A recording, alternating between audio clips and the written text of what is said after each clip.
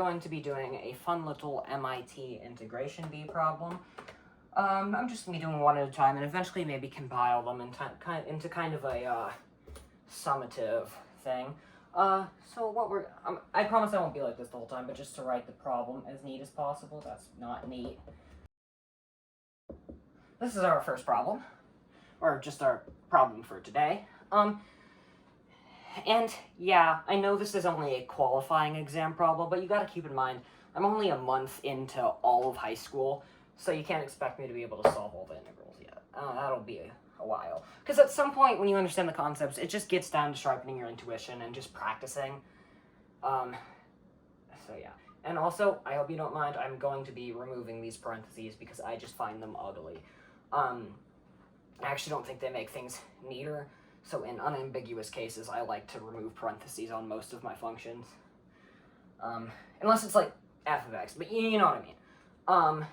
Okay, so what I notice here is that this is in a pretty good position for a u substitution, but instead of an ln x and an ln x, we have an ln of 2x and an ln of x. And so what we can do is we can use our fun little product rule for natural logarithms, and if you're interested as to why this rule works, I will leave a link to a proof, or at least an explanation, in the description, assuming I don't forget. And this is also just going to be, I don't like that, x, and we can go ahead and actually just cancel our ln x's, and so we just get a fun 1 over x. That's good enough.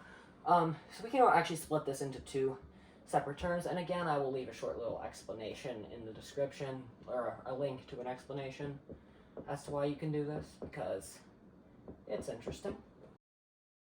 And I know it's a little unorthodox to do a u substitution after splitting the integral, but it works just the same, as long as you follow the rules as you would in here. So we can go ahead and just let u equal to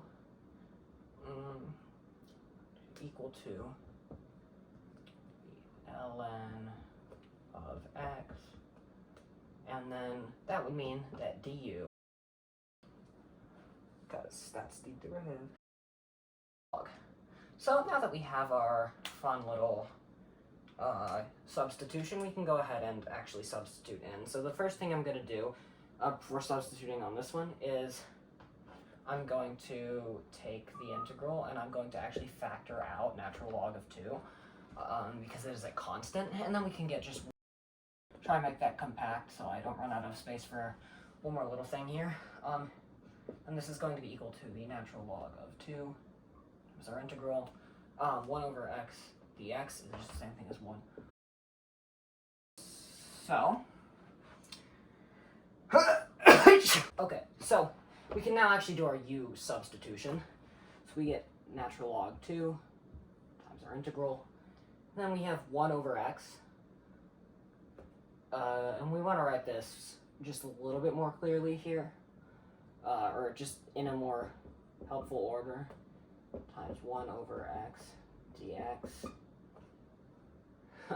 which is going to be the same, and then we'll just put dot dot dot because we don't this wouldn't be easy. We don't got to worry about that right now.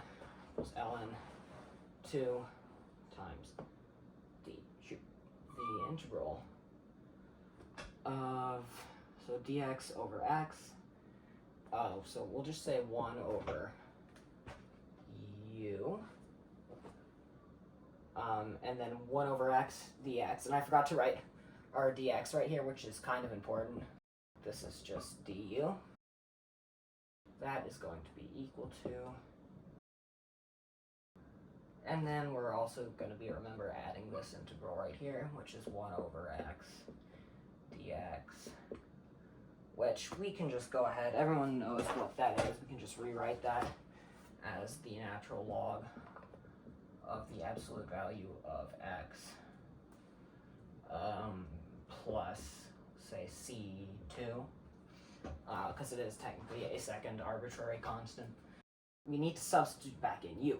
U is equal to ln x, so what we actually have for our answer is the natural log of 2 times the natural log of the absolute value of the natural log of x, because we're substituting that in, and then plus ln, absolute value of x, and then plus d.